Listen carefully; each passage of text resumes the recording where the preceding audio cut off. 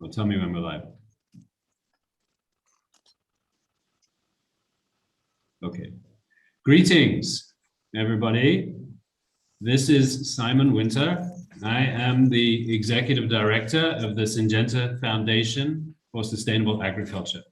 Welcome to the Generation Africa thematic platform session, which is entitled Strengthening the Ecosystem for Young African Agripreneurs. We have a very exciting session today to discuss this really important issue. But first of all, just a few standard notes. This event is being recorded, and by participating, you show your willingness to be recorded. And we invite you to use the Q&A function to put any questions or comments, and we will do our best to respond to them during the Q&A sessions of this session. You also have an option to raise your hand. You'll be muted, but if there's an opportunity, we can unmute you and have you join the session. We have put in place all these measures to maintain the integrity of the call. If there's a disturbance, please bear with us, and we will sort it out as quickly as possible. There are going to be a couple of presentations during this session using graphic presentations, and we look forward to you engaging with those, as well as listening to our very exciting panel or two panels of speakers that we have. This year's AGRF theme is Pathways to Recovery and Resilient Food Systems. And one of AGRF's tracks of activities is the Generation Africa Members Group. This is a collaborative network of over 40 organizations that champion agri and food entrepreneurship in Africa. You will have seen, those of you who had a chance, the Go-Getters competition and the awards that have been made to some excellent young agri and food entrepreneurs across the continent, both high growth, high potential entrepreneurs as well as impact entrepreneurs. And this is a movement that is building steadily across the continent, and Generation Africa is one of the vanguard networks that is helping to accelerate progress with this very important movement. Why is this movement so important? I think we've heard a lot about this during the course of this week, but we need young, dynamic entrepreneurs who want to build the future of agriculture and the future of the food systems across Africa to come forward, and come forward knowing that they can be supported in order to not just get a business idea turned into a startup, but to get their startup supported so it can have financing, that it can have markets, that it can have the technical and technology supports that it needs in order to establish a growing enterprise and a growing successful enterprise. When we look across the continent, we see many initiatives and many networks that are supporting young people, whether they're in the food processing sector or the retail sector or the technology sector associated with food and agriculture, all the way back to the farms, to encourage young people to lean in and build businesses. And Generation Africa is trying to build the sector from the grassroots, whether you are a young person with bold ideas living in a remote rural community where it's very hard to access support and access finance and access markets, or whether you're living in the urban metropolis of one of Africa's teeming capital cities and trying to establish a food business. We want to be there to support you right across the whole system. What we see, though, is we see a lot of small-scale initiatives, even some larger-scale initiatives that are disconnected. If you're a young entrepreneur, it's quite difficult to work out how to get the support that you need at each stage of you growing your business. And one of the things we're going to be talking about today is how to build the ecosystem so that those initiatives can link together. So if there's an initiative that's providing training and there's another initiative that's providing finance, they can find each other and work together to enable capable entrepreneurs to get finance. And if you're an entrepreneur, that you can get the support, not just as I say, to get your business started, but to help it grow and to help it scale. So that's what today's about.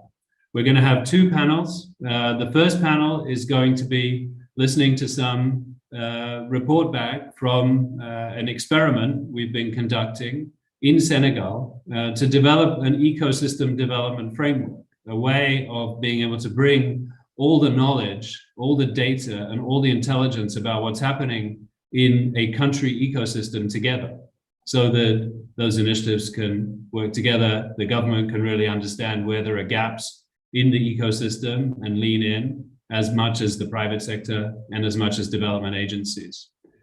So enough of me talking. Let me hand over at this point and introduce Elizabeth Bert, who is the Associate Director for MSC Microsave, which has conducted the Senegal experiment on developing the first ecosystem development framework. Elizabeth, over to you. Okay, thanks, Simon.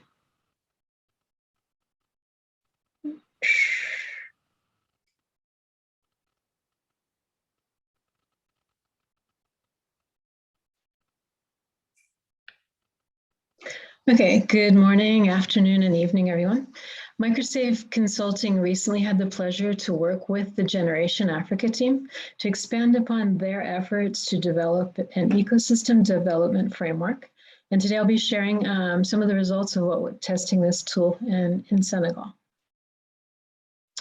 For most of you participating in AGRF today, you were able to get your start in your career thanks to foundational blocks that were put in place to create an enabling environment. And for young agripreneurs, the same process is necessary in their entrepreneurial journey, combining the entrepreneurial ecosystem and the entrepreneurial support system. And when these systems are aligned, the agripreneur's journey is easier to navigate and improves their chances of success. So why a framework? Well, this framework helps to guide youth on how to make progress in growing and establishing their businesses and how to get support. It provides a mapping of actors and interventions to improve collaboration. It offers the ability to benchmark countries in order to gauge the strength of the infrastructure. However, we should remember that each ecosystem has a unique journey based on its core competencies in each country. It helps in identifying ecosystem gaps where there could be over or under investment or even duplication. And it also helps in supporting remedial interventions that are able to help create impactful programs. The framework in front of you starts out in the center, strengthening the ecosystems for agripreneurs. It considers the enabling environment, that's the top part of the circle, as well as the resources that create, that enable the overall ecosystem. The large green shaded circle represents the types of actors with the government, private sector, and networking entities. And these would include like incubators and platforms that help provide this enabling environment. And then there's the NGOs, the civil sector organizations, education and research institutions, and BDS actors, and financiers who are providing resources that enable the supporting environment. The roles of these actors are highlighted on the inside of the circle, and what they bring to the table or help leverage is on the outside of the circle. By the year 2030, we're going to have more than 300,000 job seekers entering the market. And like many countries on the continent, Senegal has a large youth population. Today, we can see that 50% of youth are seeking opportunities in agriculture, which is really reassuring, especially when we think about our aging farmers. Technological innovations are working aside other initiatives to transform the agri-food markets in Senegal. Further reforms are necessary to help make the market systems work better for agripreneur and agri-food enterprises, and especially to help absorb this growing number of youth job seekers and ease the pathway for the estimated 9.6 million projected jobs by 2035.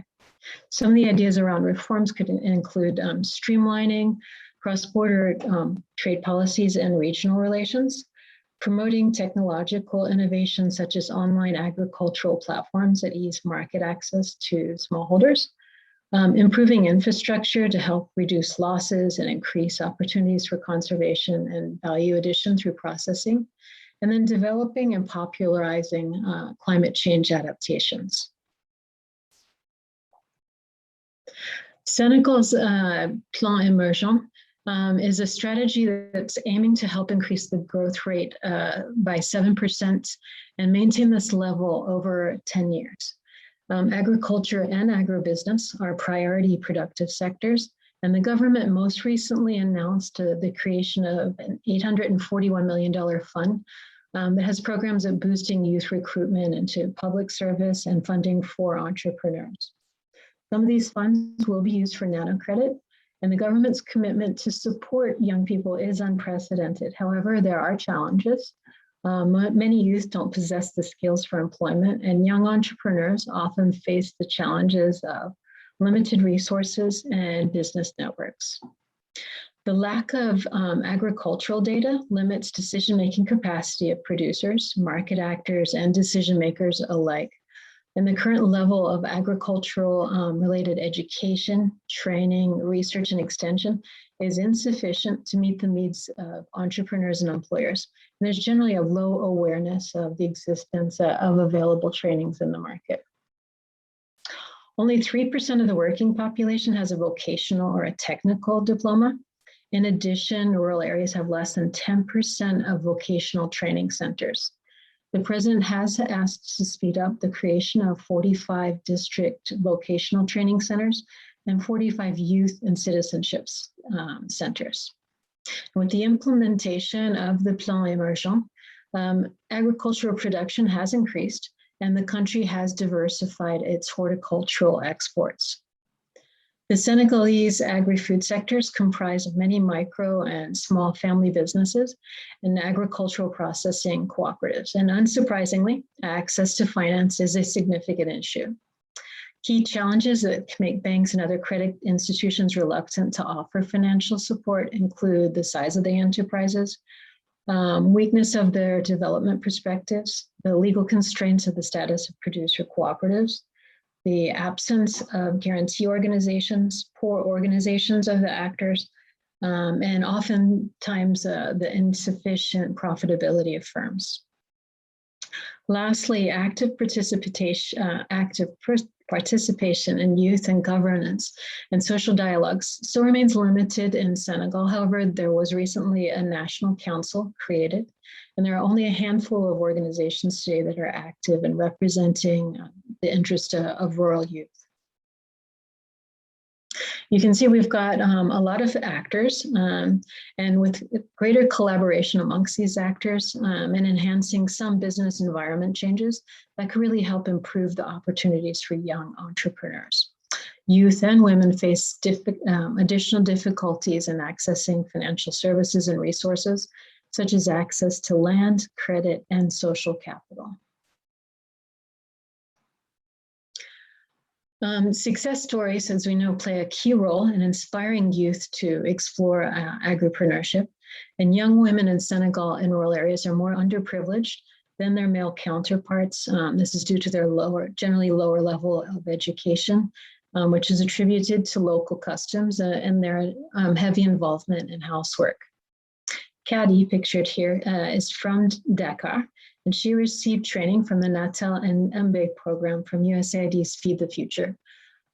She acts as an aggregator, working with local suppliers to provide support to farmers, and she buys and sells rice to processors. She uses the telephone for her phone orders, and her ambition is to expand to multiple regions. And she believes that with further training, especially on quality control, that can help her build trusted relationships with financial institutions and new partners. The government's made many reforms, and it's on the right pathway. It should start targeting connecting actors with ecosystems to enable the ecosystems to better function. There's also opportunities to collaborate with the private sector, especially on, for example, building processing units closer to farmers and creating more storage units to increase conservation. Programs like the one Kadi participated in can also be provided by the private sector to build capacity with aligned incentives. NGOs and civil society organizations are spread throughout the country, and they can be harnessed to expand training, to avoid creating a digital divide, and foster peer-based interactions as well. With 97% of the market working in the informal economy, many government financial programs aren't available to informal entrepreneurs. Leveraging alternative data looking forward could be used for credit history, and that'll become easier as agricultural platforms start to see greater usage. Exploring new ways to use extension workers at faster rates and expanding their roles, and increasing research investment through private sector partnerships can contribute to a stronger foundation. So it's really time to start to involve more youth in local decision-making bodies and help improve awareness of agripreneur opportunities so we can work and meet with more people just like Caddy. To develop entrepreneurial skills, donors and governments need to facilitate financial services access, business management training, and consultative support for startup efforts. And these types of efforts can help integrate youth into the labor market, which should be reinforced and expanded to accelerate growth in Senegal over the years to come. So on behalf of the Microsafe team, thank you for listening, and we look forward to seeing how you all can use this framework to create greater pathways for young entrepreneurs. Thank you. Thank you so much, Elizabeth. And I just want to reinforce that this has been a very participatory exercise that Elizabeth and her team conducted.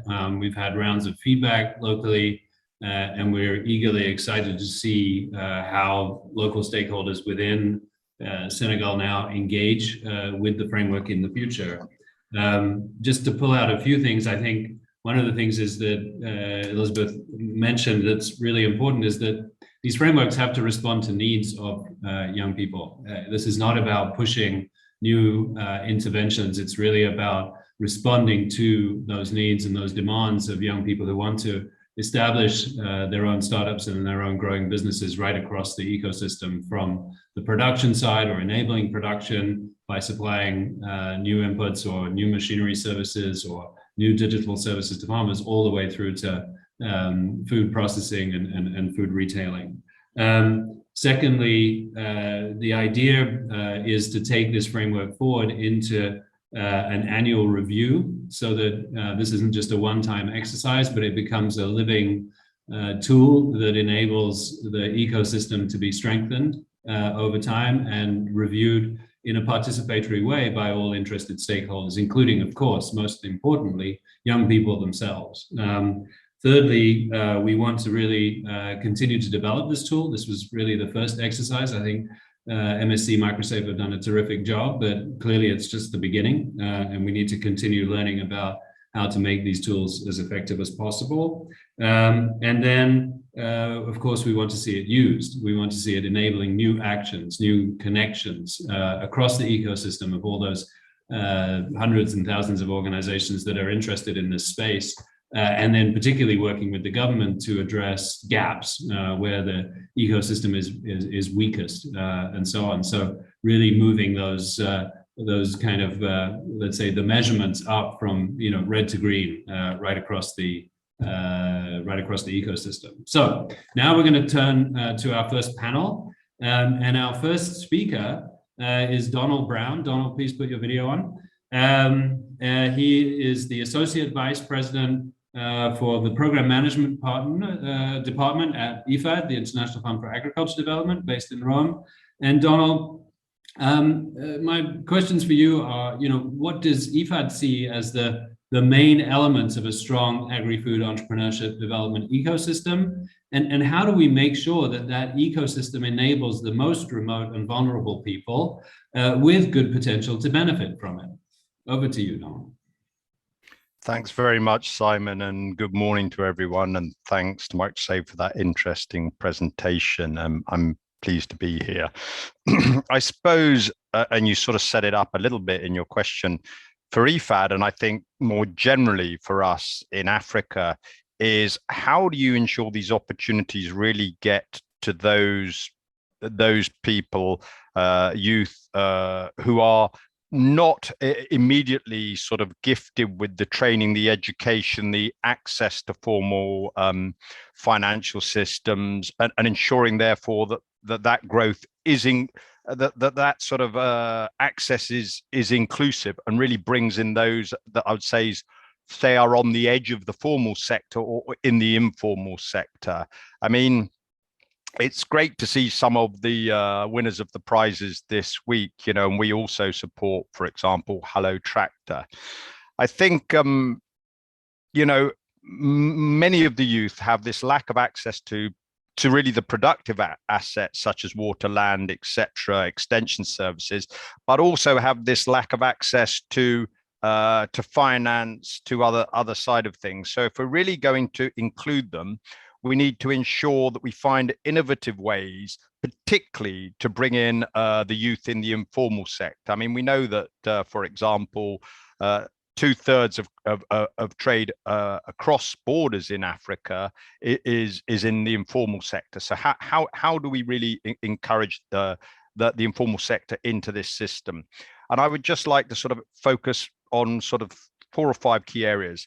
I think the first one is closing the skills gap. That came across in the framework, but for us, it's very specific, targeted training in closing that skills gap. It's not just sort of generic side of things. And a few examples of the way you can do that is by ensuring that there is real access to things like financial literacy, that there is basic assistance to preparing business plans and loan applications. But also in this day and age, we know that we need to sharpen the cognitive and non-cognitive skills. So, how do we also introduce things like critical thinking and problem solving into that sort of specific training? We have a very good example, in a place like Cambodia, where we're giving specific financial training, but also we're giving access to things like market research. Similar examples come from Kenya and even Senegal. The second area which we've heard about is access to finance. And for me, this is access to finance to those that are not financeable. So how do you make them financeable? We're doing a lot of work on crowdfunding platforms in Mali, in Kenya, etc., rather than just the formal banking system. Again, how do you do that side of things? How do you really strengthen the digital financial services side of things and mobile money? We know that the penetration in rural areas of the mobile network, and particularly with the younger, is actually similar to urban areas. So how do you get in there on that side of things and get the unbankable bankable? The third area is how do we increase their voice, their agency? So we do a lot of work in trying to ensure that we can structure young women into groups to strengthen their voice to demand services, but strengthen their voice also in the sort of dialogues and to be heard by governments, particularly, as I say, in the in the non-formal sector. And 2 last points. I want to keep coming back to digital. We've learned a lot through COVID that digital is so key, particularly to the rural poor, to those on the end there. They've often been failed by formal financial services, formal extension services, and doing sort of innovative programs of getting access to information, access to market information, access to prices for inputs, can be very, you don't have to make it complicated actually in the digital sphere. Just doing simple things like setting up WhatsApp group and social networks so that they can people can provide information to each other. It is one very simple way of doing that sort of side of things. I think we find a particular challenge is getting digital literacy to young women. And then just lastly, I think partnerships. It's partnerships between the public, the private sector, partnerships in the informal sector. I think we've got to do a lot more in linking up on partnerships to ensure that we can really help put in the building blocks that can really make the youth get the opportunities, the training, the access to services, the access to finance, and that will come through partnerships and giving them a really good push. I could say so much more, Simon, but I'll stop there for now.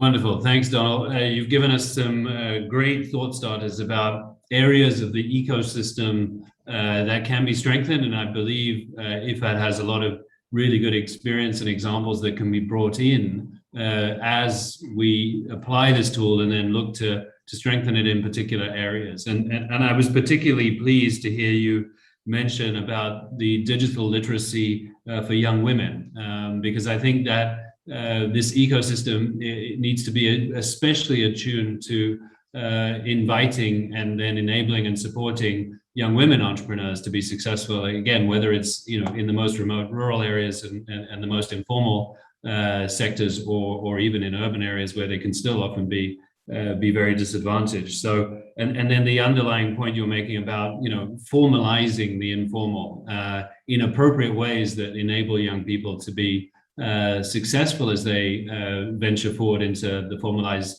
economy, and not being afraid of, for example, having to pay taxes, which often keeps people, at least consciously stuck in the more informal economy. So thanks a lot, Donald. Let's go to our next speaker, and here I'm going to invite Fernanda to put on her. Sorry, no, not Fernanda. I'm on the wrong page. Jane yes, thank you, Jane, to join us. So Jane Lewicki-Zuka is the Senior Youth Advisor at USAID's Program Office for Inclusive Development. And Jane, perhaps for you, the questions are more about, how does the ecosystem get, or how should the ecosystem be coordinated? And then in particular, as a development funder, USAID, what sort of challenges do you face as you look at supporting ecosystem development rather than supporting more traditional development projects with their log frames and results frameworks and so on? And then what are the thoughts about how to enable development funders to overcome some of those challenges as you go to the ecosystem level? Jane, over to you. Thank you. Thanks so much, Simon, and thanks everybody for the opportunity to be here. It's such a pleasure, especially to engage, I hope, with all of you young people from across the continent. A little bit about USAID. We're committed to locally led, locally owned, and locally managed development. Our objective is to make tools and expertise and resources available for people to solve their own development challenges and create lasting solutions or lasting systems that don't require ongoing international donor support. And so African youth absolutely must be part of these locally led approaches. And that's why we're so excited about helping youth build forward better as agripreneurs. So Simon, you asked me, I'll jump to the second part of your question first, to speak to some of the challenges we face as a development funder when considering supporting ecosystems development. So I picked three things. The first is really simply embracing systems thinking and all of its implications for how we function. So USAID works with partner governments and others to deliver inclusive and sustainable market-led development. And we have been refreshing our global food security strategy, and it has a very strong focus on strengthening resilient systems. So systems approaches really challenge us to shift our mindsets and how we do things, to think big and work to achieve scale and sustainability, rather than, as you mentioned, sort of more traditional direct service approaches that tend to reach relatively smaller numbers of people, and where the impact of the activity often ends at the end of the activity. And systems approaches also test and push our tolerance risk, I think, as well, especially as we provide incentives to try out new directions for market systems change. Also, another example is, streamlining institutional arrangements for engaging with the private sector and ensuring that procedures and requirements for partnerships aren't so onerous that they become a disincentive. A second challenge is what I'll call to avoid donor misalignment or working at cross purposes. So for example, in places where there may be very limited number of actors in a system, if donors all try to work with the same actors without much coordination, and if they have different visions, the ecosystem strengthening is extremely difficult to achieve. And this can also be very confusing and difficult for the partner to juggle these different sets of requirements and processes. And a third challenge I'd like to highlight, which is really the most important, I think, is that we're challenged to take practical and meaningful measures to address inequality and ensure equity and inclusion in our ecosystem strengthening and other development work. So this is also a strong focus in the revised and refreshed global food security strategy. And achieving an inclusive ecosystem is really not automatic. So when we invest in strengthening systems and to improve, for example, agricultural productivity and increase economic growth, it doesn't automatically mean that everyone will benefit equally from that or be fully included. So we are challenged to ensure diverse groups of young people, whether they be male or female or indigenous or LGBTQI+, or others, have opportunities and are not excluded. And we know from our programming experience that intentionality really matters across the life of the program cycle. So everything from training your own staff to believe that inclusion is one of the objectives of the market strengthening or the ecosystem strengthening before they're able to actually do it, to taking participatory approaches to programming, to donors and governments playing key roles in incentivizing win-win approaches that involved an articulation of shared value propositions with businesses and youth. These are all some of the ways in which you need to be more intentional in order to ensure that the ecosystem will actually engage those who have been more traditionally excluded. And also really importantly, being dedicated to measuring progress.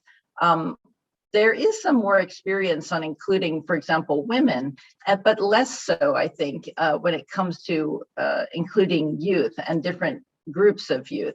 So building evidence as we move forward in the new directions that we're going really involves a dedication to measuring progress and evidence building.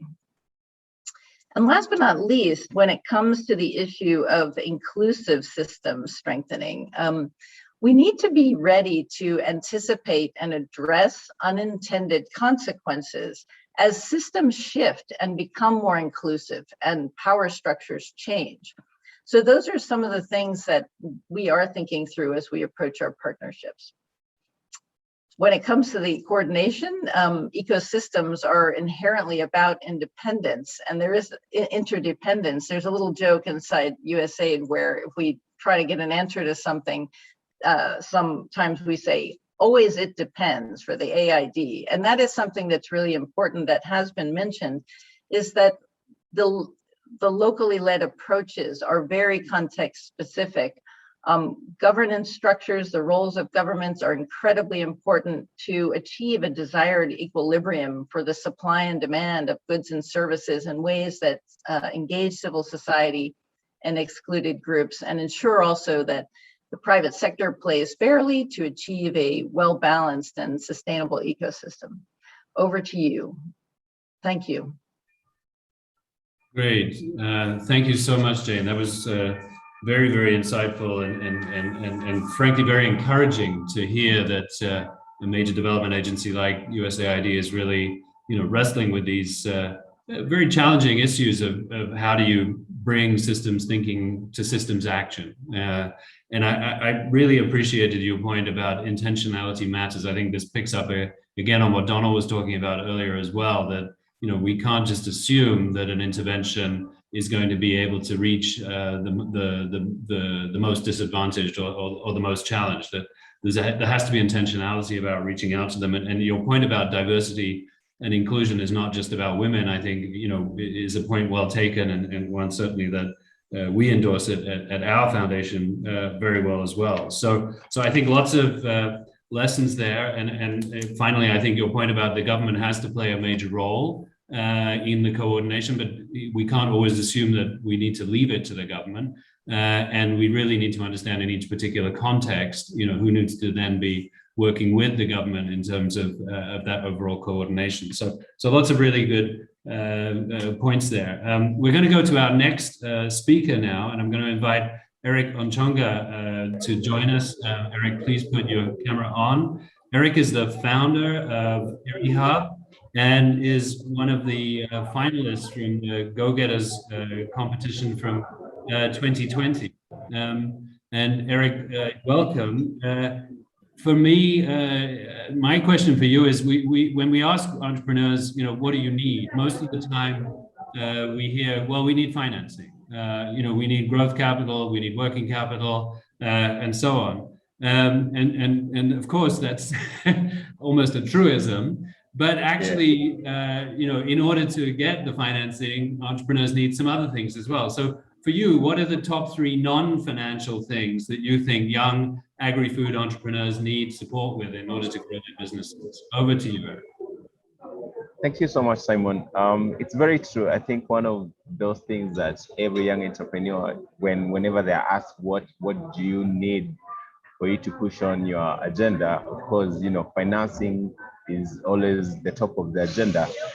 But being in this field as a young agripreneur for the last 4 years, I can actually confidently say that financing probably is one of the least things that we as young entrepreneurs normally think that we deserve. I'm glad that we're talking about strengthening ecosystem that can be able to address issues that young agripreneurs are really affected with. I'm going to be frank on this session because it's a very short session and we have to put very valid points across. If we are going to make agribusiness an attractive venture for young people, if we are to make it very profitable for young agripreneurs, and if we're going to make it even more profitable for farmers across Africa, then we have to build a very strong ecosystem that will address challenges that young farmers face. And I'm going to talk about 3 things that we young agripreneurs really require for us to put our agenda forward. The first thing that I always think is very key and very important is mentorship. For instance, like me as a young agripreneur who is the founder of a company called Agri-Hub, where we provide irrigation systems, our expertise is just in providing irrigation technologies to smallholder farmers. We don't know how to market our products. We don't know, how we do our taxation. We don't know how we're going to do our bookkeeping. These mentorship programs are very vital for young agripreneurs. And I'm really hoping that this ecosystem can be able to look at, guys who can be able to provide these mentorship programs for young agripreneurs to push the agenda forward. Another thing that I would want, this ecosystem to also look at is creating favorable policies for young agripreneurs, to push the agenda forward. This has to be controlled, so much by the government. I understand the government has to be, the center of all these things when it comes to policy making. If agriculture contributes, more than 26% to the GDP, then I would want, policies that affect SMEs in the agriculture sector be favorable. Policies, that talk of taxation and all that. Can young agripreneurs have, a different rate of taxation compared to guys who have been in the industry for so long? Because these are people who are just, starting up their career, building their organizations that have not been in the game for so long. They wouldn't want to feel the effect of heavy taxation to the extent that, at the end of the day, when they look at their effort, they don't see any effort. if you have to make it, if they have to realize the profitability in it, let's see some favorable policies around it. And another thing which Donald mentioned was, partnership. I would want to see this ecosystem, build very strong partnerships among ourselves. We are so many agripreneurs in Africa, so many of us, but the funny thing is that we don't know, what each one of us is doing in their own different spaces. I wish this ecosystem could bring us all together, see where we can be able to create even synergies for us to be able to work together and be able to create a greater impact for our farmers in Africa. I think those are my main things that we want to put across.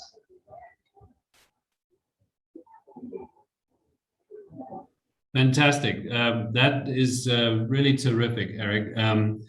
I think your point, the second point that you made about government policy to enable the startups, the early stage growth of businesses in an appropriate way, including things like preferential taxation rates and so on. It reminds me of how students often get treated around student debt, where there's a early period where you don't have to repay your loan at all, and then even when you do have to repay your loan, it could be at a preferential rate and so on. I think that is something that should be explored deeply for young entrepreneurs who are really striving to build businesses.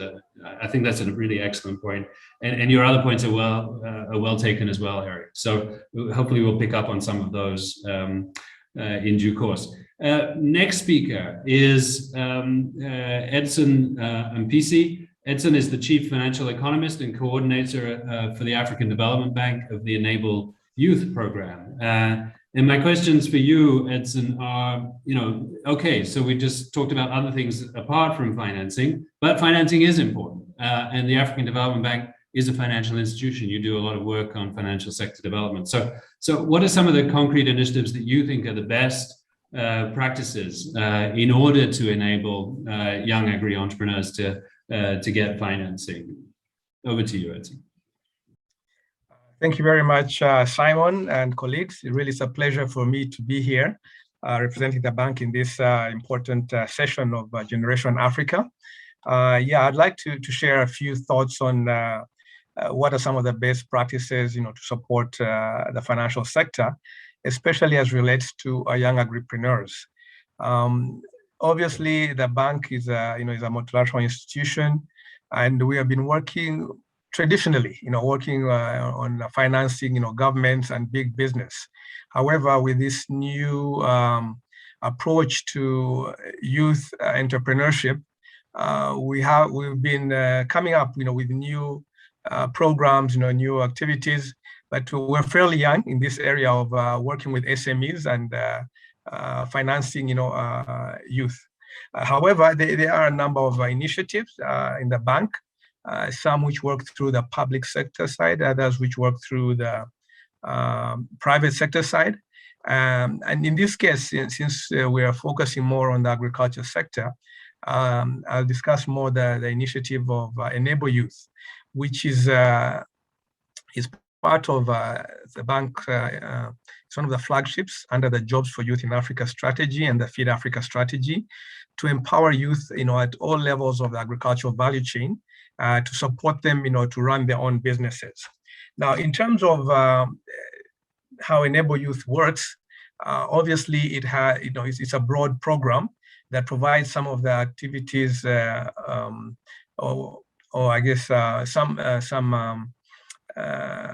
activities which my previous colleagues have talked about, providing agronomic assistance to the agripreneurs, and providing incubation, etc. However, what we always do with these programs, we also add a financing facility. So one of the best practices that we have found is that we should not assume that once we have provided these youth agripreneurs with all the support, that they will be able to receive financing within the existing ecosystem. So one of the facilities that we always have, along with the Enable Youth projects is a financing facility dedicated to the youth who have gone through the training, the training programs and the incubation. So I think that is something that is very important, that we always have to have a specific dedicated financing facility. Now, in terms of that financing facility, we often partner with some local institutions that are already working within the local environment. And in terms of selecting the local institution, we also select an institution where we can actually leverage the resources of that financing institution, because the resources that are coming from the bank often, are limited and will not really be able to support all the youth agripreneurs who have gone through the Enable Youth projects, or programs within a particular country. So I'll use an example. For example, in Kenya, we work with Agricultural Finance Corporation. This is an institution that already has a mandate, to develop the agriculture sector. So with the additional resources that we bring and channel through the Agricultural Finance Corporation, we can leverage from what they already had, and they also leverage from what the bank is bringing in. In terms of also the type of instrument or facility that we usually provide, we try to also be flexible to be able to serve the agripreneurs at different stages of their growth. For example, we would have, again, the example of Kenya, would have different, financing or lending terms for this financing facility that would have.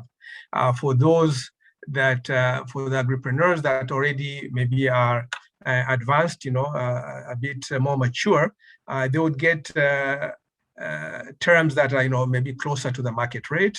Others who are, still at early startup stage, they would get financing terms that are subsidized, and others would actually receive grants depending on where they are.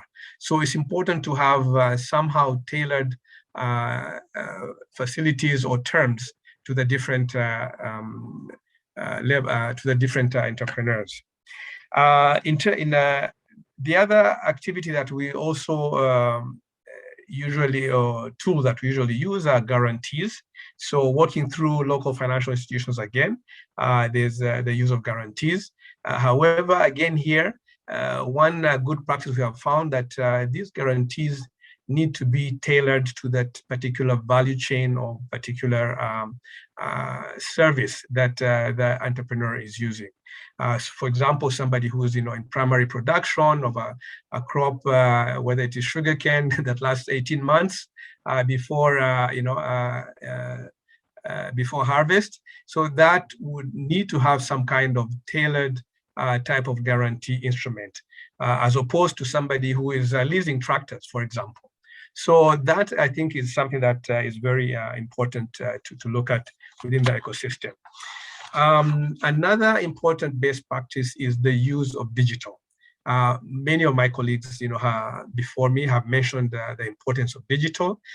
You find that digital comes in and really assists in terms of efficiency. Actually, providing services in a timely manner.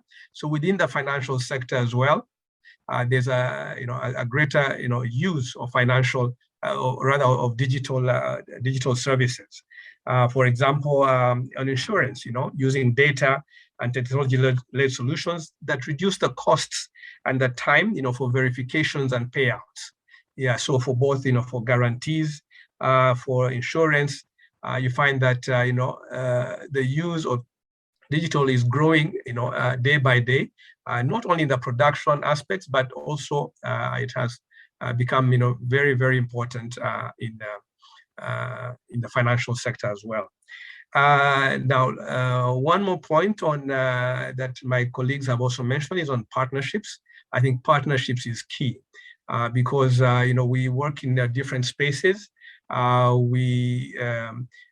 Okay, for example, the Enable Youth program, works through mostly the, it's private, public sector finances to the country. However, we have to partner with the local, private sector institutions. we have to partner with other development partners. For example, IFAD might be providing one aspect, my colleague from USAID. So partnerships with development partners, with the local financial institutions is really primary. And lastly, one more point I wanted to measure, to talk about is on now how do we measuring or tracking progress in strengthening on the financial sector. I won't go into many details here. However, I think often we tend to measure in terms of, I guess, the indicators that we have in our log frame. How many people have received loans? How many have opened accounts? And those that's the accountability, to the donor or the program. However, I think it needs to go beyond that and look how and consider how a particular program has improved access, to the financial sector. For example, if you put in some kind of regulation within this, if it or a program, you find that the financial sector will react differently, will respond differently. So I think it's important to be able to measure that change in terms of changing the underlying system, and also considering all these changes within the broader market changes. So I'll end here for now, and we'll be open for more discussions. Thank you very much. Excellent, Edson. Thank you so much. That was extremely insightful and helpful. I'm particularly pleased that you mentioned insurance. That's an area of great focus and interest for our foundation, and definitely this idea of helping to reduce and then transfer risks away from the entrepreneurs who are bearing them, I think is a terrific enabler for financing, as well as business, agribusiness and entrepreneurship support overall. At this point, I'm going to invite all of our panelists to switch their cameras back on, and we're going to go to the panel discussion. So Eric, Jane, Donald, and Elizabeth, please switch your cameras back on. I have my first question, and I'm going to come back to Elizabeth at this point. Elizabeth, we can't see you yet. If you're having some problems getting your camera on there, but hopefully you can hear me. Yeah, here I see Elizabeth's now off mute at least. If we now take all of this feedback that we've heard from our various panelists, and we overlay that on the ecosystem development framework that you've been developing, we need to take action, it seems to me, quickly. How do we do that, Elizabeth? What are you thinking about, particularly in the context of Senegal, for example? How do we bring all this into action as quickly as possible? Okay, I think every ecosystem, as we know, is different, and so the local context, as the speakers mentioned, is really important. A well-functioning ecosystem just cannot be created overnight. That said, we've got a lot of increased opportunities for regional trade. There's the demand for technical and entrepreneurial and business knowledge. It's growing, especially in the agri-food sector, in Senegal as well in other countries. I think in order to go rapidly, if there's an existing culture that's rich in social capital is the fuel for the motor. And what is social capital? It's collaboration, cooperation, trust, reciprocity, and focus on the common good. If we have those elements in place, then the parts can come together quickly. A collaborative ecosystem is a community sport, and it requires ecosystem actors all to play multiple roles. We know that there's a lot of overlapping projects in the ministries, by donors, by NGO and civil sector. I think one of the possible solutions here that could be made to be able to speed up the process is creating a digital collaboration platform that connects actors at the national, district, and local levels. And this platform could then be used to find points of alignment and identify collaborations, where then we could create action plans and commitments that follow through all stages. In any action like this, we'd have to likely figure out funding opportunities, so they have to be aligned with those action plans. Great, thanks, Elizabeth. That's a great thought starter, I think that we heard it from all our speakers today. This importance of partnerships and this importance of greater coordination. And I think what you suggested is, potentially a tool beyond just the mapping that you've already done that could enable that to become, something very dynamic. So let me come back to Donald then, and just ask you, for example, from IFAD's point of view, how would IFAD potentially then support something like that that would enable the coordination to happen better, and at the end of the day, enable entrepreneurs to be supported at a much larger scale? Thanks, Simon. I hope I can answer your question. I mean, IFAD obviously supports government. Donald, you've gone on mute all of a sudden. Sorry.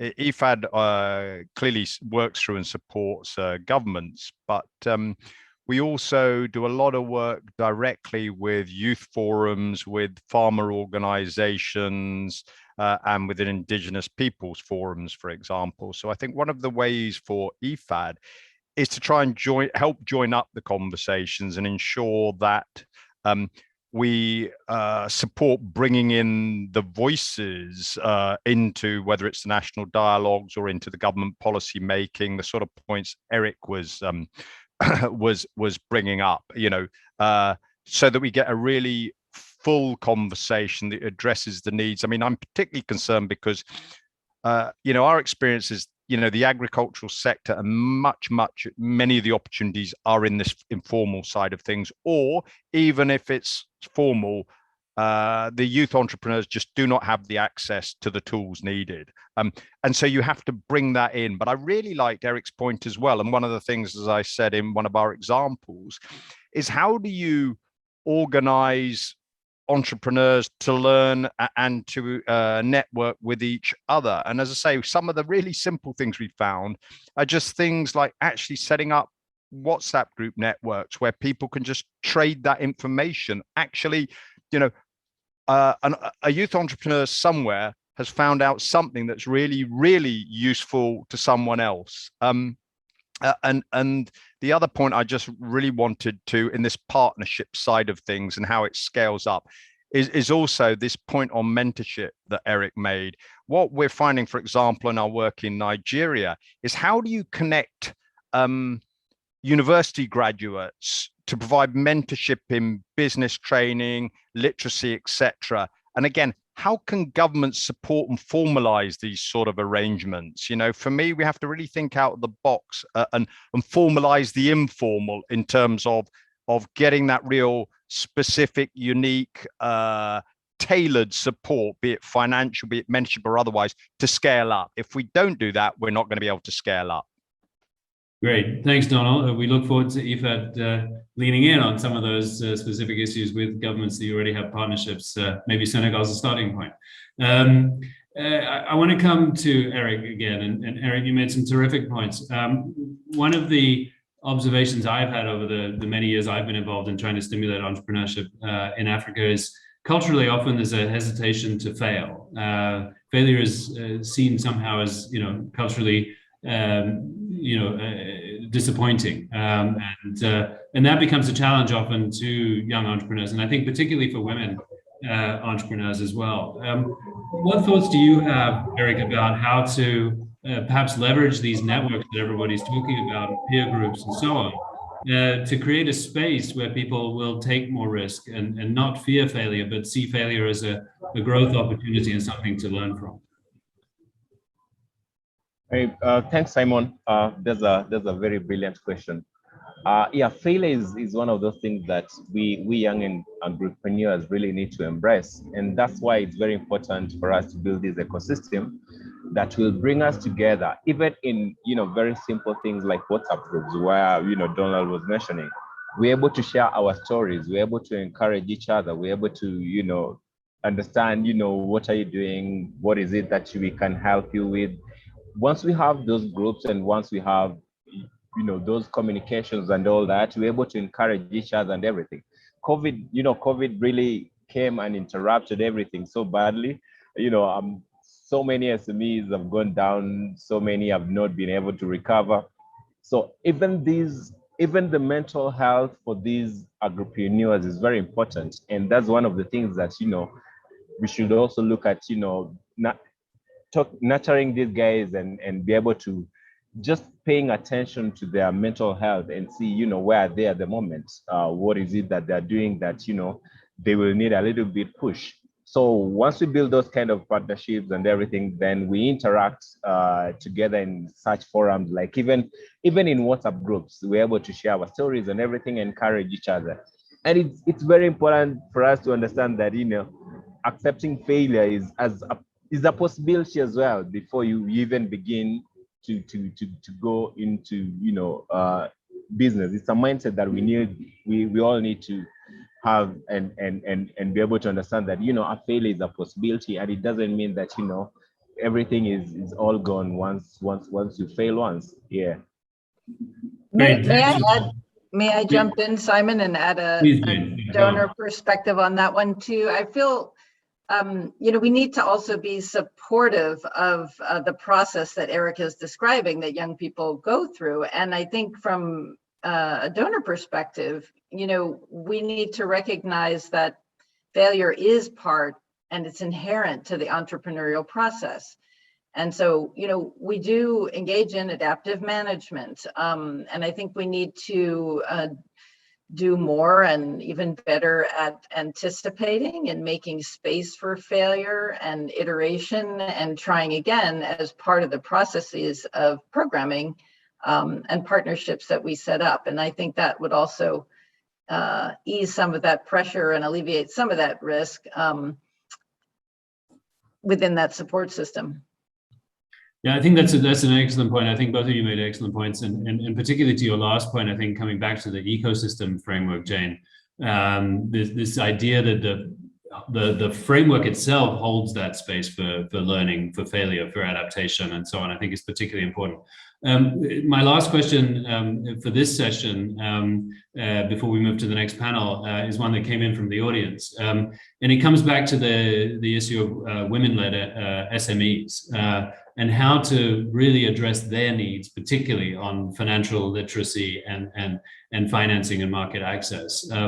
Edson, you didn't mention specifically too much about women in your remarks. I'm going to come back to you, and then maybe if anybody else on the panel just wants to, say anything about this. But it's just in 30 seconds. How do you weave that women empowerment piece into the tools and approaches you were talking about? Thank you very much.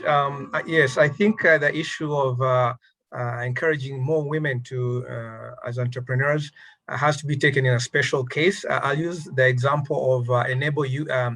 Under Enable Youth, we have an annual pitching competition, and we have had a challenge actually to get strong women entrepreneurs, making it into the finalists. So what we have actually done is to put in a category specific, for women. So for women-led businesses, I think that is something that we have to do consciously and continuously. And we also have, even at the bank, an initiative called Affirmative Finance Action for Women in Africa that is focusing on supporting women entrepreneurs, in all aspects. So just to say that there needs to be, I think, a specific conscious decision, to target women entrepreneurs. Thank you. Okay, thanks. And anybody else? 10 seconds. Okay, Donald, please. Yeah. Okay. Thanks. Just a quick one. I think the other thing is, you really, as Edson says, you need to target them, but by doing that, you need to look at the context and the environment that of the women in the household, in the community, and make sure you're actually specifically targeting that. So, just running, just including them in formal training sessions when clearly they have household duties and tasks and other things, so you need to tailor it to make sure you're fitting in with their lives, not their lives fitting in with yours. Over. Great point, Donald. Thank you. Okay, I'm going to bring the first panel to an end, and Guys, thank you so much for your participation. Please stay involved. We may, if there's time, come back to you with 1 or 2 questions at the end.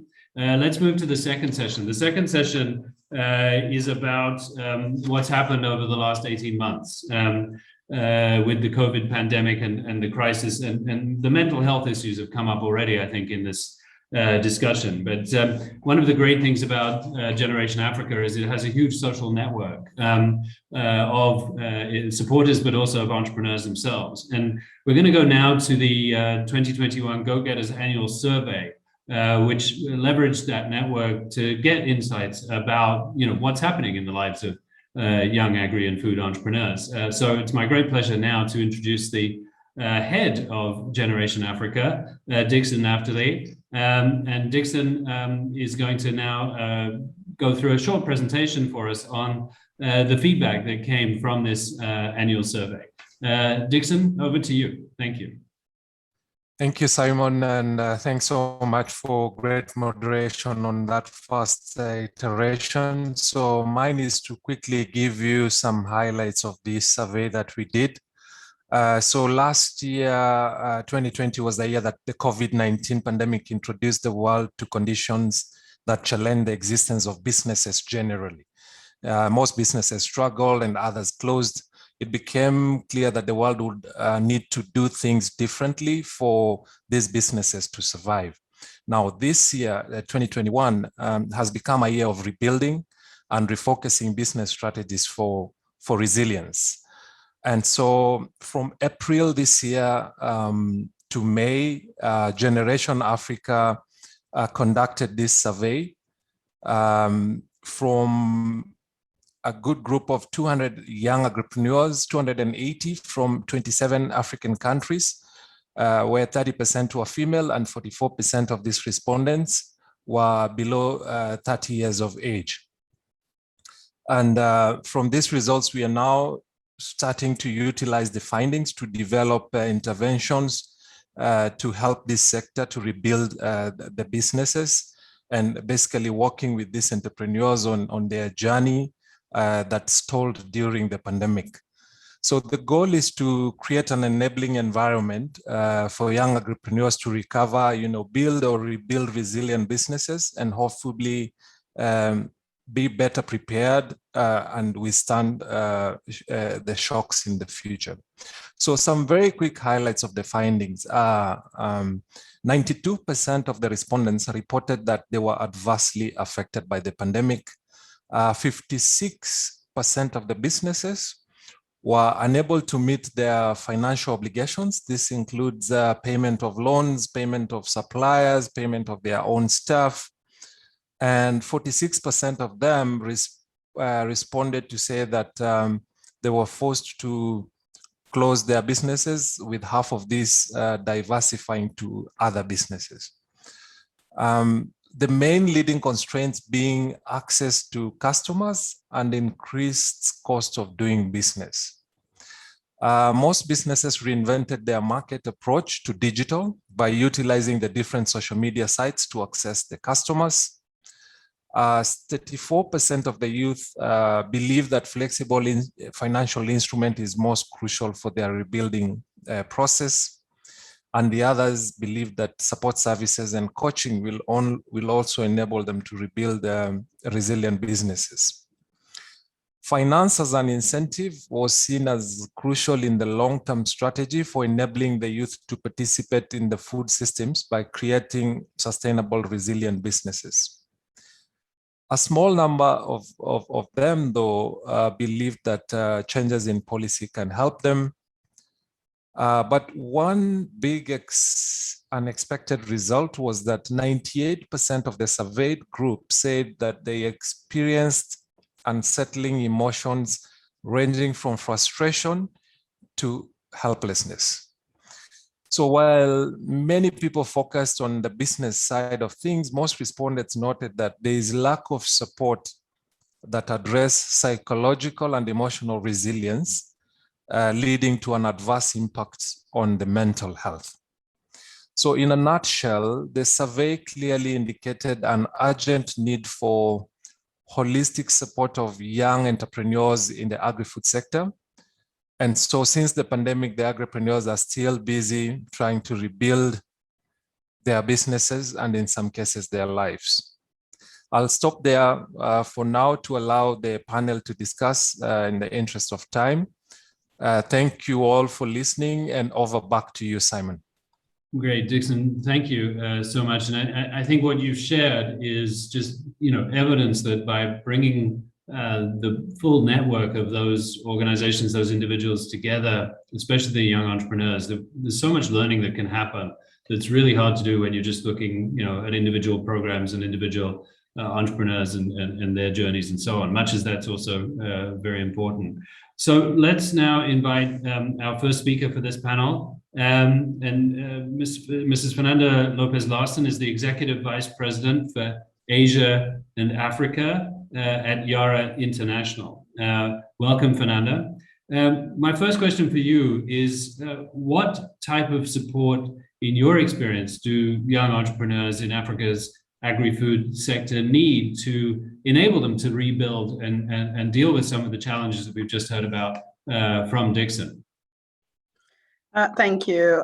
First of all, thank you so much for the invitation to be here today. It's an honor to contribute to such a crucial discussion. So young agripreneurs are going through enormous difficulties at the moment, but I still am extremely impressed and inspired by their dynamism, by the creativity, and by the resilience that they're still portraying, launching and growing new businesses. So I just wanted to acknowledge that.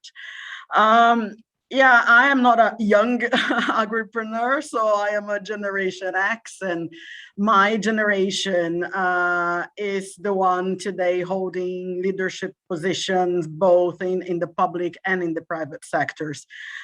So I think we have an enormous responsibility to support the youth of today and help them build those good, those solid, those sustainable businesses and guide them into making the right choices and dealing with the difficult situations as well. When my boss, Sventore Holsetter, the CEO of Yara, and also Mr. Strive Massive, when they started setting up or getting involved with setting up Generation Africa, I think there were 4 areas that of support that were identified for the young people. The first one is inspiration, actually, and we've heard that today through different words such as mentorship, coaching, etc. But to help these people identify the opportunities in the local context, to connect them with role models to show what is possible. I think this will be extremely powerful, particularly for female young entrepreneurs, having access to female role models in particular, and other intersectional groups as well. I think this can be extremely powerful. I think another type of support that is needed is curation along the entrepreneurial journey. We need to bring together these resources in the way that is easy to find and easy to be understood. Whether we're talking about hard business skills or soft skills, whatever is more important in the moment, there's got to be easier ways to get access to that.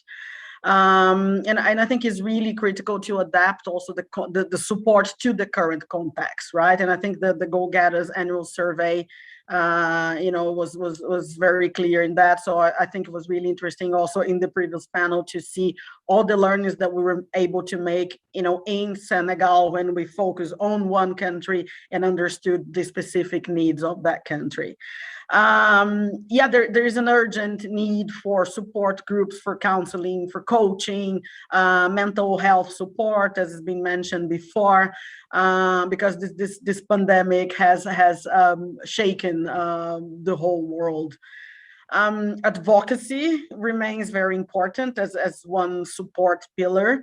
I think Generation Africa in particular has tireless ambassadors that continue raising the topic of youth and putting pressure on those that actually have the resources to support the youth. So really strengthening the local level, the national ecosystem. So working at the country level, being hyper local. And I think in that context, Generation Africa work with governments, for example, becomes really, really vital in that respect. So yeah, I think to summarize, inspiration, curation, advocacy, and working at the local level, and showing, of course, really, really strong commitment, which is something that I guess us as a private company are trying to do day in and day out in Africa. Great, Fernanda, thank you. We'll pick up on some of those points, I think, when we go to the panel discussion. Let me at this point then invite Ms. Solange Tetero, the Director General of Youth Empowerment in Rwanda. Rwanda is one of the countries that's really made very significant strides, I think, on making it much easier for businesses to get started and grow, and has progressed significantly up the ladder in terms of the international rankings of ease of doing business indicators, and particularly in agriculture and food systems. So you're clearly doing a lot of great things in Rwanda. And my question for you is, what are some of those concrete initiatives that you've been developing and you consider as best practices, in particular to help with this process of recovery from COVID, as well as ongoing growth and support for entrepreneurs, agri-entrepreneurs? Over to you. Thank you, Simon. Good morning, everyone. It's a great pleasure and an honor to participate in this important summit to discuss pathways to recovery in the resilient food systems. Thank you again for giving me the opportunity to share my thoughts about initiatives that I consider as best recovery practices for a government to support young agripreneurs. First of all, I want to commend the efforts of young people who chose agriculture as their career path and stayed ambitious even in this uncertainty period of the pandemic. Their contribution towards the country's development and resilience pathways is really valuable.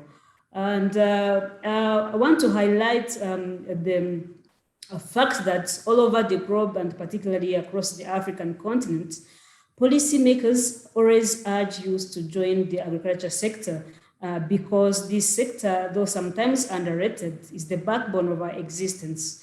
Without proper agriculture methods, our planet and a human race would be at risk. Advantageously, Africa is a useful continent, as most of the speakers mentioned it, and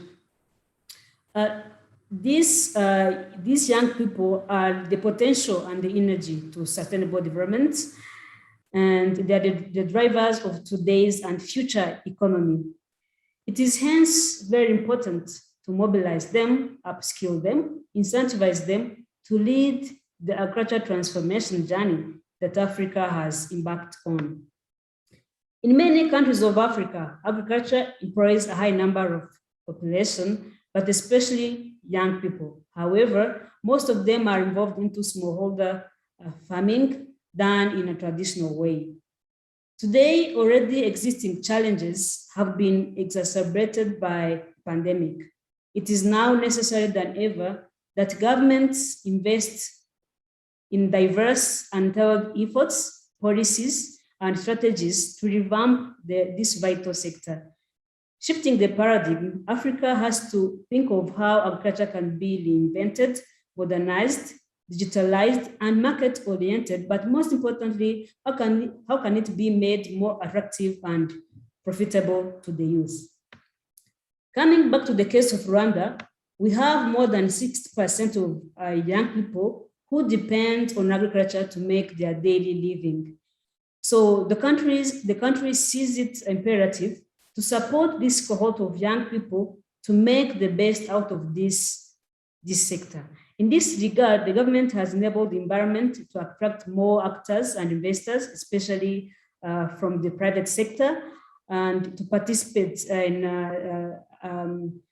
businesses like insurance, advisory and extension services, market linkages, financial inclusion, and so on, to shift the role of the government from being market actor, but become the market enabler. Also, the government put in place subsidies on agricultural inputs like fertilizers, improved seed, irrigation, and mechanization toolkits in order to fast track the process of moving from subsistence agriculture to market-oriented agriculture. Particularly, I will talk about some specific programs that were put in place to support young agripreneurs. But all of these programs are intended to skill young people, provide them with mentorship, mental health support, like it was shown by the Go Getters survey, and also facilitate them to access agriculture inputs, access finance, access markets, but also access technology, as this was the lesson that we're taught by this COVID era. As a matter of fact, the Ministry of Youth and Culture in Rwanda, in partnership with other partners, initiated programs like Youth Resilience Fund, which is a program to respond to negative effects of COVID-19, where after conducting the research, we saw that most of young people's businesses were highly affected by the pandemic. So the government put in place this fund to support these businesses for them to continue learning, but also to align with the current situation of COVID. We put in place also another program called Youth Connect Awards. This program started in 2012, and it seeks to support young people's business ideas in order for them to be materialized and create more jobs. And most of these businesses are in the agriculture sector. The government put in place also the Youth Employment Mainstreaming in Agriculture program, which is a program where the government of Rwanda provides its land to the young people. It provides them with skills, but also with agriculture inputs like fertilizer, irrigation toolkits, improved seed, for them to start doing the agriculture business. And these young people work into cooperatives, and they create more jobs for other young people in the community. There's another program that we have called Brigade, which is a brand of young people working in the environment protection, and they contribute in terrace making, rivers buffer zone protection. And these young people work into cooperatives. They save money out of their daily wages, and at the end of 1 year, they graduate to start their own businesses. And most of these businesses they start are in agriculture sector. The government of Rwanda have supported more than 30 cooperatives of these young people with an amount for them to reinforce and strengthen their businesses that they have started out of their own savings. But also the government of Rwanda have invested in farmer field schools where like young farmers can learn from each other for them to employ best practices across the country in order to develop their agriculture businesses. The government of Rwanda believes that when agripreneurs are equipped with the essential skills, they can leverage those skills, innovate beyond imagination, invest and create decent jobs to their peers, and speeding the national economic recovery process in this pandemic recovery period. I'll pause by here, and thank you very much.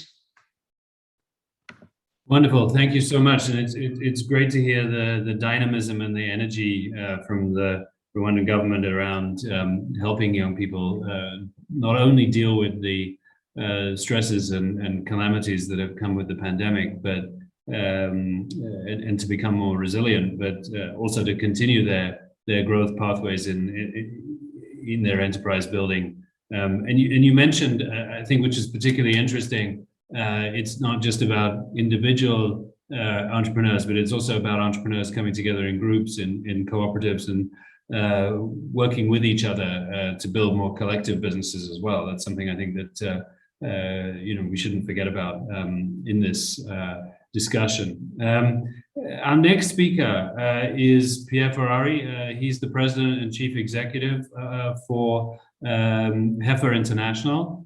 Pierre has got up, I think, in the middle of the night in order to participate in this session, which I guess Pierre indicates level of your energy and enthusiasm around this issue. So thank you for that. And Pierre, my question for you is, we've heard a lot now about youth-led SMEs and the need for resilient SMEs and so on. From Jefferson, your perspective, what does this offer to the strengthening overall of Africa's food systems? Thank you. Can you hear me? Thank you, Simon. Appreciate it. I very much appreciate the invitation to participate in this very interesting conversation. I'd like to make one point to add to the conversation. And I need to say that I was an entrepreneur. I launched 4 businesses. 2 blew up spectacularly and 2 went well. So on balance, that's okay. It's the demand side of all this. And the work that we do with smallholder farmers and co-ops and everything else, there is nothing more energizing and impactful if the farmers and the co-ops and the system, the ecosystem as you've called it, is actually fairly confident that there is a demand for their product. That seems obvious, but it hasn't entered the conversation today. And let me give you a specific example on how I think governments, among others, could actually help on this demand side. In Nigeria, for those of you who know Nigeria or West Africa, the consumption of tomatoes is enormous. And yet 80% of the tomatoes that are consumed in Nigeria are imported. Imported. How crazy is that? And why is that? That needs to be analyzed, but a lot of it has to be to do with the fact that the Nigerian tomato farmers are essentially competing against subsidized tomato growing in China, et cetera, et cetera.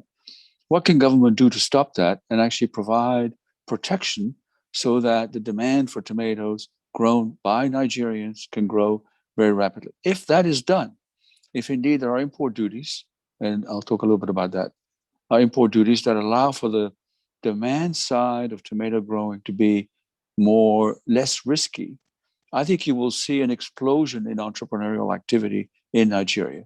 And by explosion, I mean it'll be transportation, storage, processing, et cetera, et cetera. But if the demand side can be almost guaranteed, I think you will see an extraordinary growth in entrepreneurship and also employment. And there's a good example in Tanzania around the milk product. As you know, we've been very active in East Africa on the dairy sector. And the Tanzanian government imposed just a couple of years ago a duty on powdered milk. Well, the local processors in Tanzania suddenly turned very sharply towards our co-ops and local farming and local dairy farmers to actually find a substitute for powdered milk. And that has generated a tremendous amount of activity on the part of co-ops and everything else. And a lot of the problems that we've talked about, if there is expected revenue, profitable revenue, then I think you will see a lot of the issues that we've talked about overcome. We're working in Nepal on goat, and we've got a very large, extensive system now developing.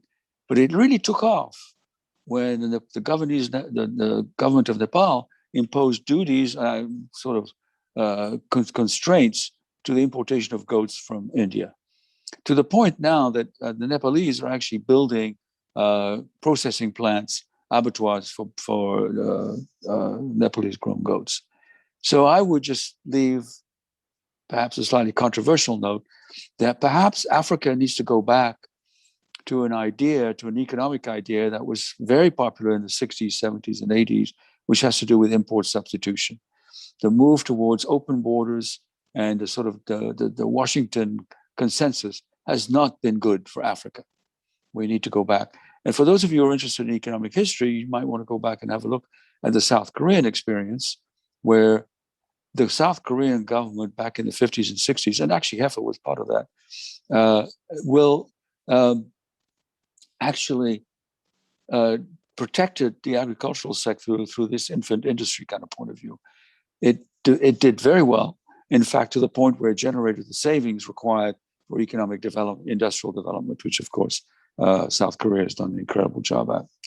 So that's demand. Let's look at aggregate demand for agricultural goods. I think is an important component which needs to be looked at more aggressively. The second point is, and I want to echo a lot of what Donald said regarding capital. One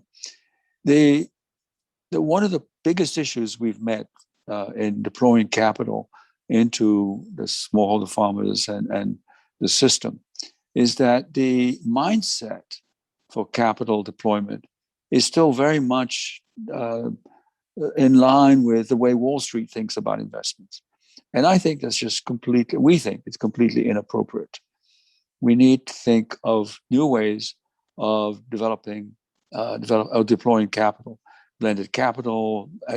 One of the key issues is patience, that in fact, when you work in an environment where demand is low, profitability is low, it's unlikely that the normal analytical processes will work.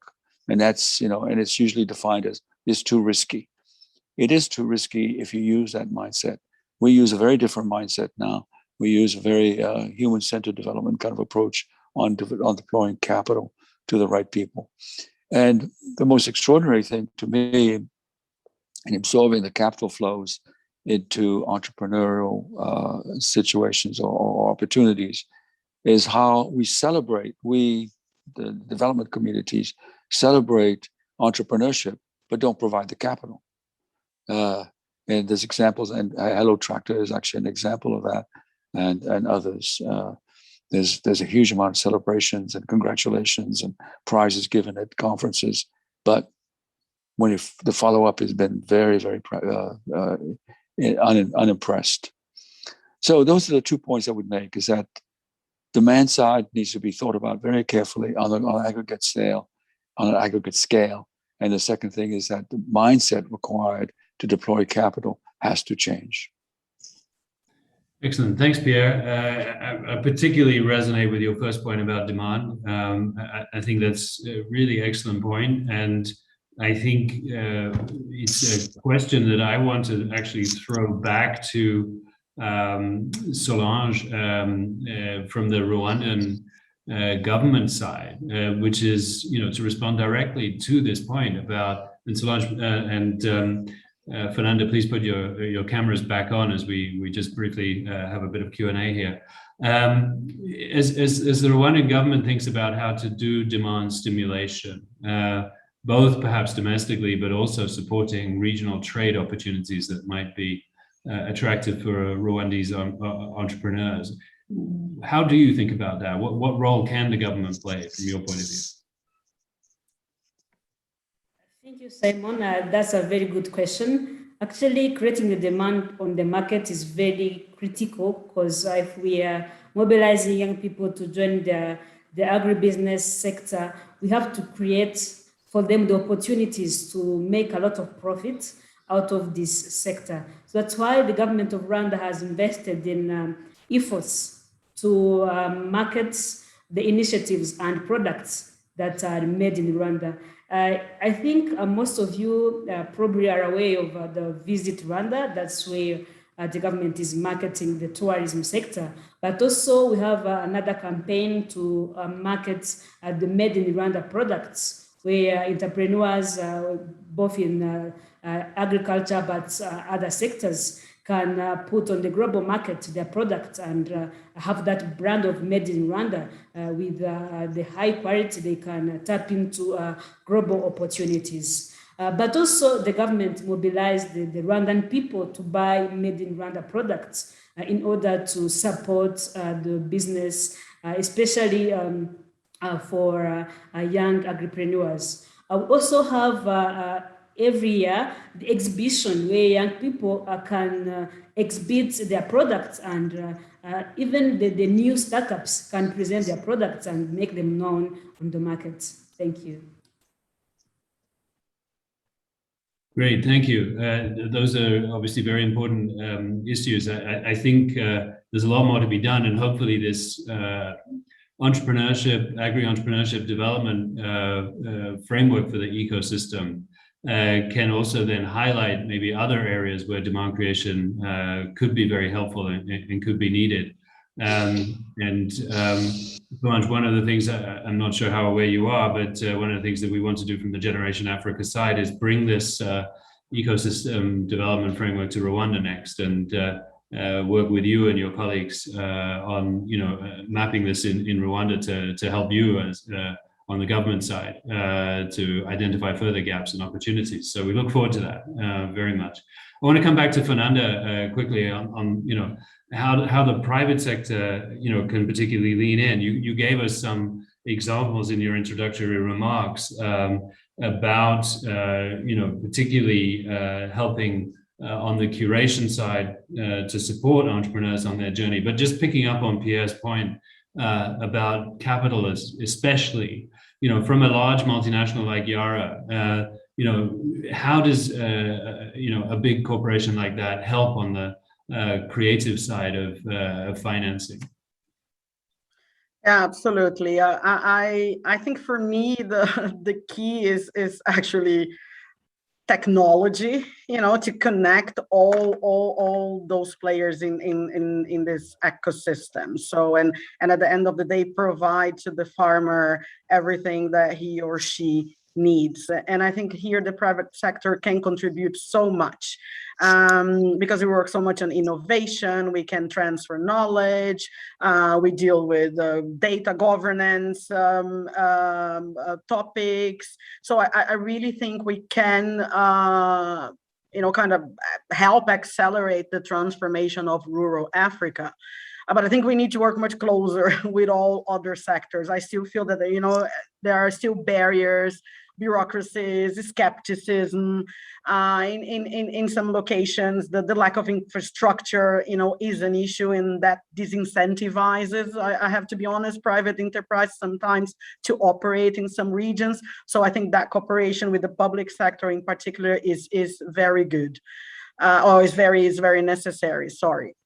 And I think overall, what we as private companies need to do more also is to engage more progressively, I think, with the smallholder communities, build those interventions. And we can do that, right? We have a network. We talk to all other companies. So build interventions that are linking these entrepreneurs to the money and also to possibilities for offtake of the products. And I think we as private companies can maybe create those connections through our network, even in an easier way.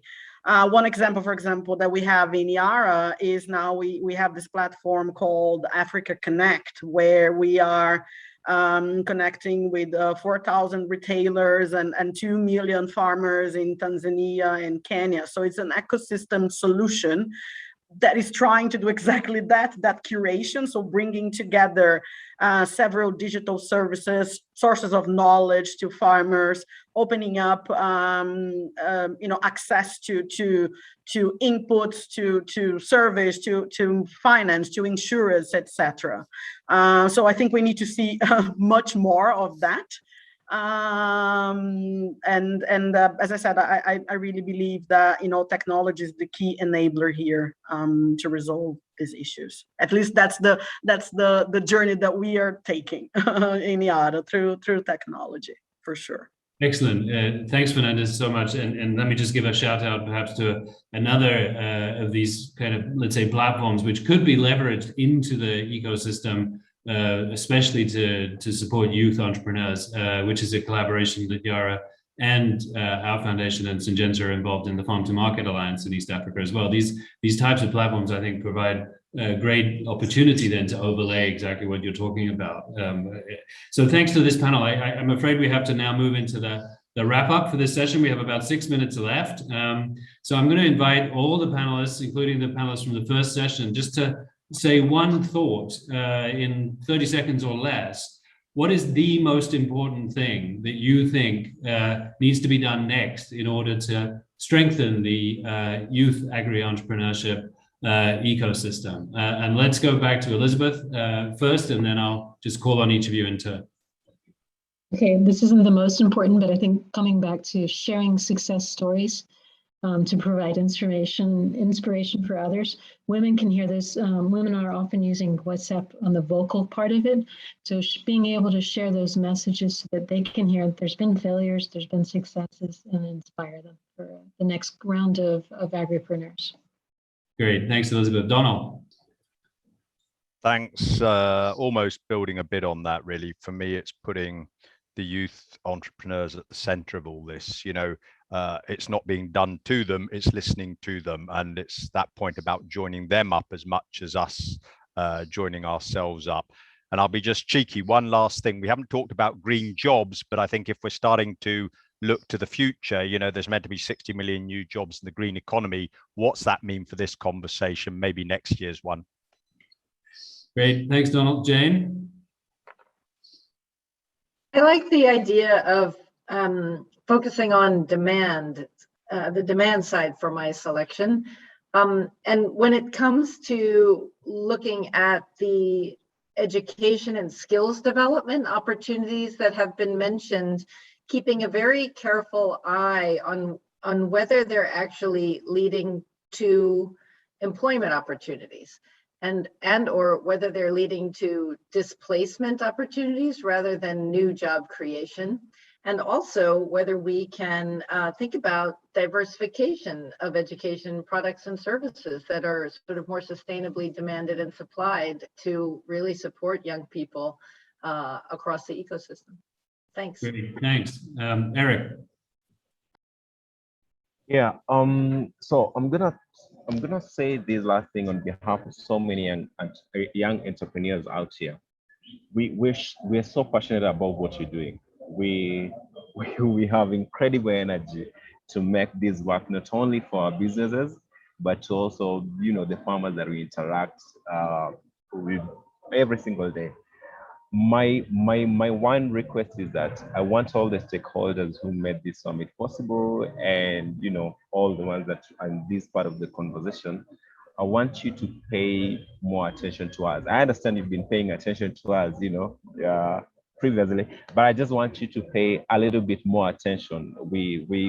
There's so many things that we as young entrepreneurs would want to discuss and share and just put across. I just want you to pay so much attention to us, even as we end this forum, and maybe create more forums like this for us to air our views. Thanks. Great. Thank you. Edson? Thank you, colleagues. Yes, the one thing that I think is critical is putting youth at the center, as Eric said and Donald. And I say this from my experience at the bank, where we have Enable Youth projects, which are worth millions in the countries. But I think one of the things that have been most, in my view, impressive are the pitch competitions, because the pitching competitions, these are not very expensive to an institution such as a bank. However, because the youth themselves are the ones who self-select, it's competitive, they come, they want it, we give them just a small amount to take them all, to kick off. But in the end, many of them have gone further. So when the youth, I think, are at the center, and they come, they're the ones who want it.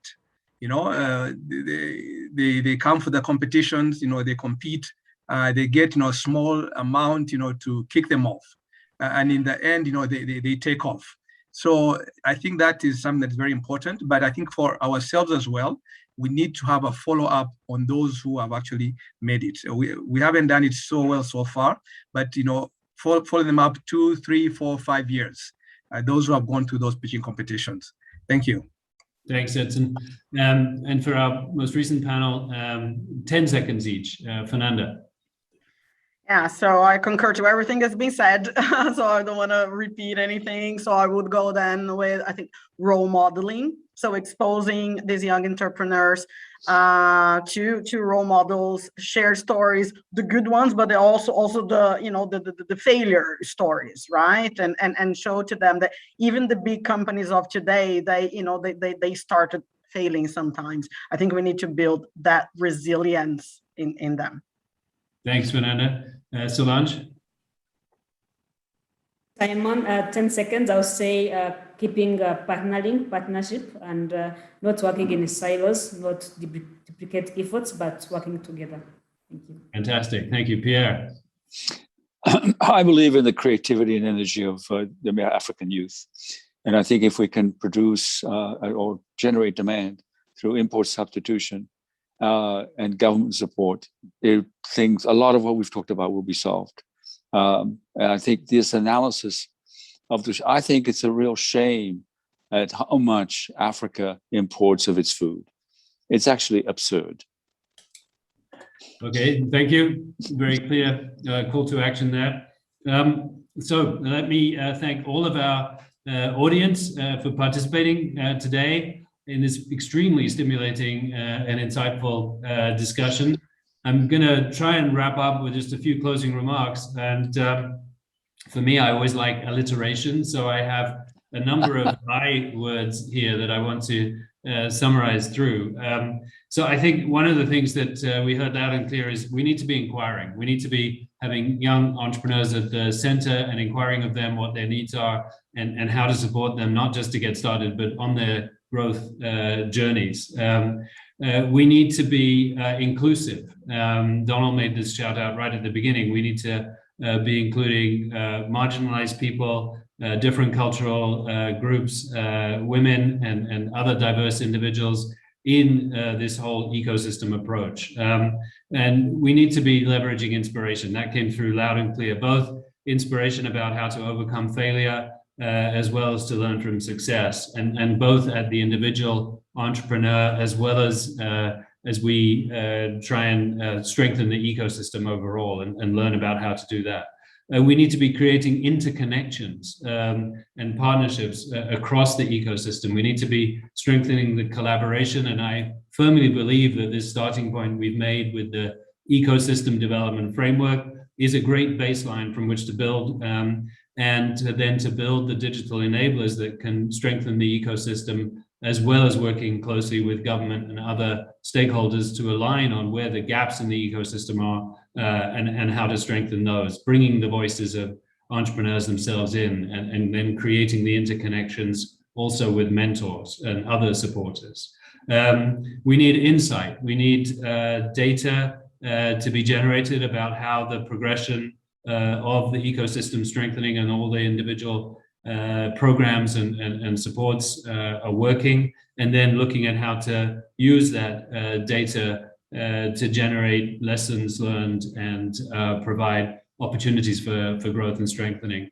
And then finally, let me issue an invitation to all of you, both as panelists and the audience today, to join Generation Africa. This is a movement we're building of both individuals and organizations that can ultimately benefit all of the next generation of young, aspiring or potentially aspiring agri and food entrepreneurs across the continent. So please join us.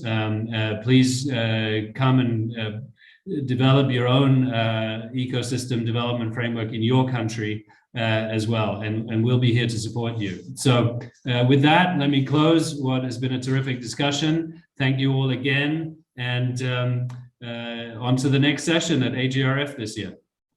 Goodbye.